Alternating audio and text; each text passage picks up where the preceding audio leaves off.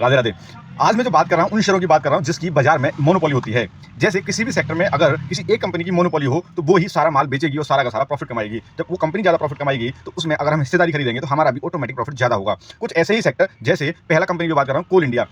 कोल India company एक तो PSU company है और 85% हिस्सा कोल प्रोड्यूस जो इंडिया करता है उसका 85% हिस्सा कोल इंडिया प्रोड्यूस करती है। अर्थात देश में टोटल कोयले का उत्पादन लगभग 85% हिस्सा कोल इंडिया करती है। अब कोयला से ही लाइट बनेगी, कोयले से पुरानी ट्रेनें चला करती थी, अगर लाइट बनेगी तो कोल इंडिया का शेयर भी बढ़ेगा। कोयले की जहां जरूरत होगी, डिमांड बढ़ेगी, तो कोल इंडिया का प्रॉफिट बढ़ता हुआ दिखाई देगा। इसलिए कोल इंडिया की बाजार में अपनी एक मोनोपोली है। उसके बाद आता है हमारा HAL, हिंदुस्तान एरोनॉटिक्स लिमिटेड, स्वदेशी सैन्य विमानन में एकमात्र प्रमुख खिलाड़ी है जिसकी बाजार में अपने आप में एक मोनोपोली है और ये भी एक POC कंपनी है, यानी सरकारी कंपनी है। उसके बाद हमारा आता है IRCTC। अगर आपको ट्रेन की टिकट बुक करनी हो तो आप कहाँ से करोगे? IRCTC से। ट्रेन में खाना हो कहाँ से करोगे? IRCTC से। क्या इसका कोई अल्टरनेट हो सकता है?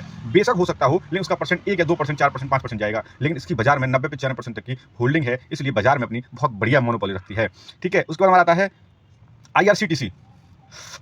मैं नहीं पीता, लेकिन बहुत लोग पीते हैं। जी हाँ, मैं बात कर रहा हूँ सिगरेट की। सिगरेट के उत्पादन, सिगरेट जो भारत में बिकती है, लगभग उसका 75% हिस्सा ITC, इंडियन टबाको कंपनी बेचती है। इसलिए इसकी बाजार में बहुत तगड़ी मोनोपोली है और हर चौथी सिगरेट, हर 4 में से 3 सिगरेट ITC की होती हैं।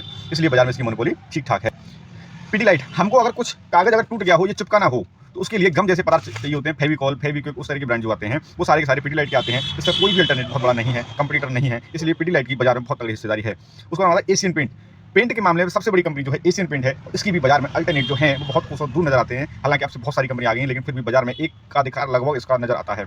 ऑयल बेस्ड, यानी मेरे को की बात कर रहा हूँ, oil, hair oil, body oil, इस तरह के जो प्रोडक्ट बनाती है, कोकोनट ऑयल जो है वो मेरे को बनाती है। उसकी बाजार में एक छत्रराज है। कंप्यूटर जरूर आए हैं, लेकिन फिर भी बहुत बड़ी हिस्सेदारी है। नेस्ले, हम बच्चों के लिए प्रोनान, उस तरह के प्रोडक्ट, नेस्ले वगैरह उस तरह के प्रोडक्ट यूज करते हैं। बाजार में एकमात्र कंपनी आपको मिलेगी नेस्ले, वही इन प्रोडक्ट को बेचती हुई नजर आएगी, इसलिए बाजार में इसकी भी हिस्सेदारी है। हिंदुस्तान जिंक माइनिंग में सबसे नंबर 1 है, इसलिए जिंक का सबसे बड़ा उत्पादक हिंदुस्तान जिंक है, इसलिए इसकी बाजार में भी बहुत बड़ी मोनोपोली है। अब मोनोपोली है तो उसका बेनिफिट क्या होगा? अपने अपने सेक्टर में इनकी मोनोपोली बाजार में इनको अग्रणी बनाती है और ये बताती है कि बाजार अगर भगेगा इस सेक्टर में तो ये कंपनियां भी रॉकेट बनती हुई दिखाई देंगी।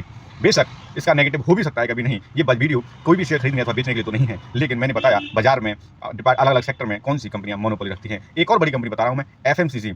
अगर आपको फेस वॉश चाहिए तो आप पॉन्ड्स यूज करते होंगे, लैक्मे यूज करते होंगे, फेयर लवली यूज करते होंगे। कौन प्रोड्यूस करता है? HUL। साबुन करना है तो लक्स लगाते होंगे, पियर्स लगाते होंगे, डब बनाते होंगे, रिन यूज करते होंगे, सर्फ एक्सेल यूज करते होंगे। कौन बनाता है? HUL। क्रीम यूज करनी होगी तो पॉन्ड्स करोगे, लैक्मे करोगे, फेयर लवली करोगे, सिंपल करोगे। कौन बनाता है? HUL। कॉस्मेटिक FMCG लाइन में बाजार में सबसे बड़ा हिस्सा HUL का है और इस बात को कोई सिरे से नकार नहीं सकता, खास करके FMCG कारोबार करने वाले लोग। इसमें इसलिए बाजार में इसकी भी ठीक ठाक हिस्सेदारी नजर आती है। वीडियो को शेयर कर देना, लाइक कर देना और आप रिसर्च कर लेना, जिस सेक्टर में आपको पैसा लगाना वहां लगा भी सकते हो, नहीं भी। लेकिन वीडियो कैसे लगी आप मुझे कमेंट बॉक्स में बताना। मोनोपोली बाजार में उम्मीद जताते हुए दिखाई देती है।